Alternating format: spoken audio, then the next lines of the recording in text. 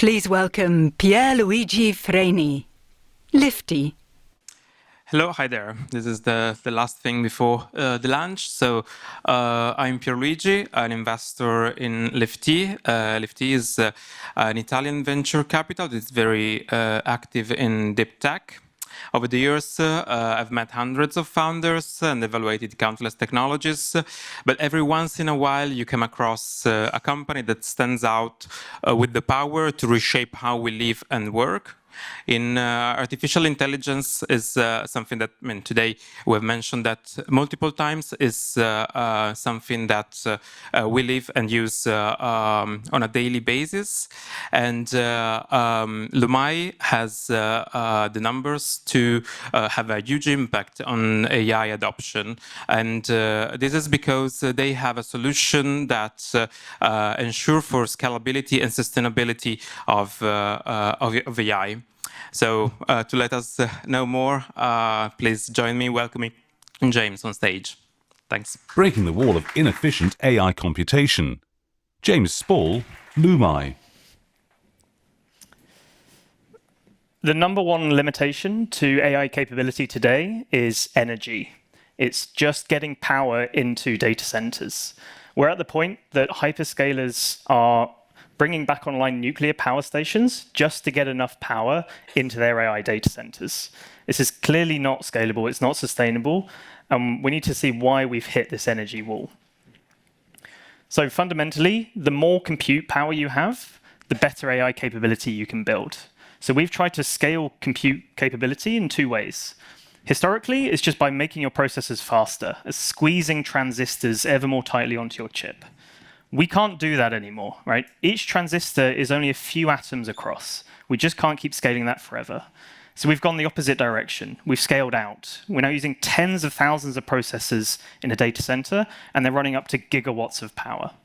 We need to be smarter. That's just brute forcing the problem, and it's not viable.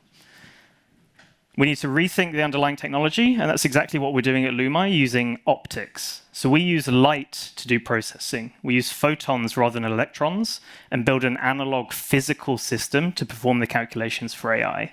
And this has some really fundamental benefits over digital silicon processors.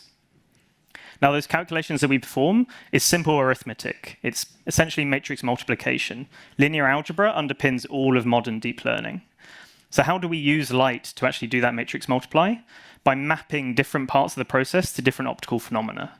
We encode the matrix in a pixelated display. We encode the vector in pulses of light in arrays of lasers.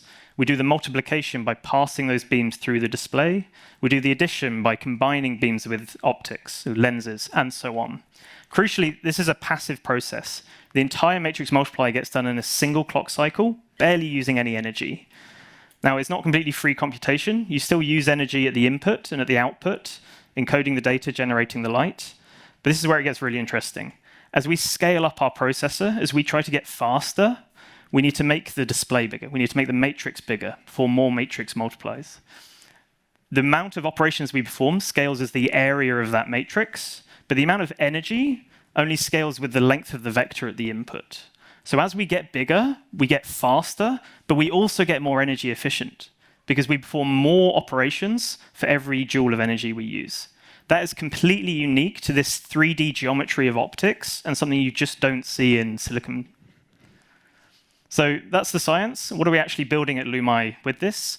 We are creating AI accelerator systems in completely standard form factors for data center scale AI. So that means standard server racks, PCIe form factors, and a GPU-like coprocessor, but built from the ground up for efficiency. Now, they were obviously artist impressions. The hardware is real. So in the lab today, and in the coming months, we'll be releasing our first demonstration system. This is a standard 4U server rack that contains our Lumai optical tensor core. It's exactly performing that matrix multiply that I described earlier, as well as our custom digital and electronics systems, PCIe cards that push data through this multiplier at fantastic speed and interface to the host system. I'm very excited to share more updates on this in the coming months. Now, we've been talking with partners and potential customers across the entire value chain of AI. The overwhelming message is remarkably consistent. The gap between the AI capabilities that users demand today and what the hardware can generate is massive and growing. And it's exactly that gap in performance that's limited by energy efficiency that Lumai can address. We've put together an incredible team to do this, a super multidisciplinary team across optics and electronics and software. And we have engineers in the team that have delivered disruptive technology across a huge number of markets, be it precision optical instruments, AI chips, all layers of the software stack. We're also backed by a global conglomerate of VCs. We've raised over 10 million euros to date. And we're still growing. We have open positions, and we will be out fundraising again next year. So please come and talk to us. If you want to learn more about our upcoming demonstrator, if you want to know more about why energy is a massive wall for further AI capability, or if you just want to know how we do maths with lasers, please come and find me to find out more. Thank you. Excellent. Whoa, we have already the first question here and the second by Stefan. First Luca, then Stefan, then Cyriac, then... Yes, we will check it there. Thank you. As this is optical, do you have problems with alignment, like with vibrations and thermal expansion? And the second question, you elaborate the information optically, but you probably read it electrically. Is there a bottleneck? So on the first one, that's a huge part of the optical design is how you can maintain the alignment of so many beams, right? And that's kind of part of our patented optical design is allowing that. The easiest way to overcome that is just to build in kind of redundancy. So if you want to perform a 1,000 matrix vector, give yourself 1,010 channels, and even if you're off by one, it doesn't matter. On the second part, absolutely. That conversion is where all the energy gets used. You need to amortize that conversion overhead to win out. So you need to get to a large enough scale that that quadratic speed up in operations overcomes the increase in energy. You can only do that with this free space optical system. Yeah. Okay, let's move on. Stefan. You are the readiness level of 4, according to the presentation deck. What's the biggest obstacle to get to 8, for example, or a 7 at least? So there's two aspects. One is performance metrics. So we need to get to higher density of channels in the system to really get up that kind of quadratic scaling curve. And the second is just manufacturability. So we still have kind of off-the-shelf systems, off-the-shelf components, and we need to go and customize those components for the actual application. So we're using components off communications and so on. We need to re-engineer those for our own system. Cyriac, and then we'll have Mali, please.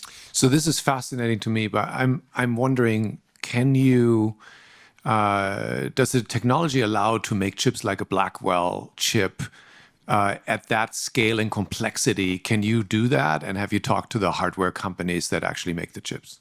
Absolutely. So crucially, what we're building is not in itself a chip. It's a system of components using components that are already used in data centers at massive scale, right? It's built off the components used in transceivers, in telecoms, in optical circuit switches, and so on. So all of the components that go into the system are already built for data center scale operations. We're just re-engineering them for compute rather than for communication.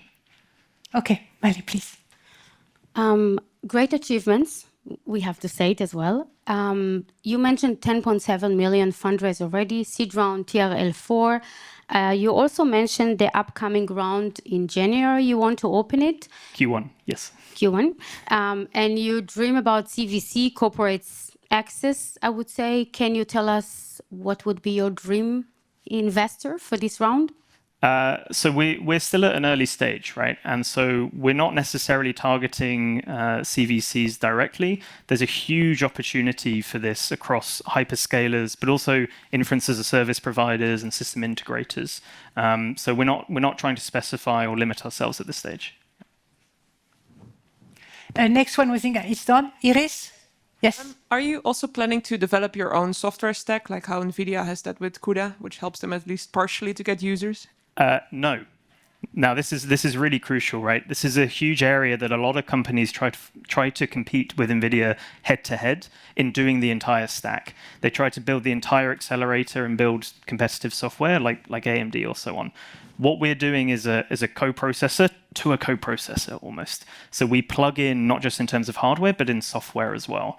And we're seeing all sorts of really interesting, exactly like Roofline that we just heard from, enabling new accelerators like ourselves to plug into the ecosystem really efficiently. So we'll definitely look to leverage those sorts of platforms. We have only 7 seconds left. Yeah, I'm sorry. Yes? Okay. It's 1-0. Thank you very much. Thank you.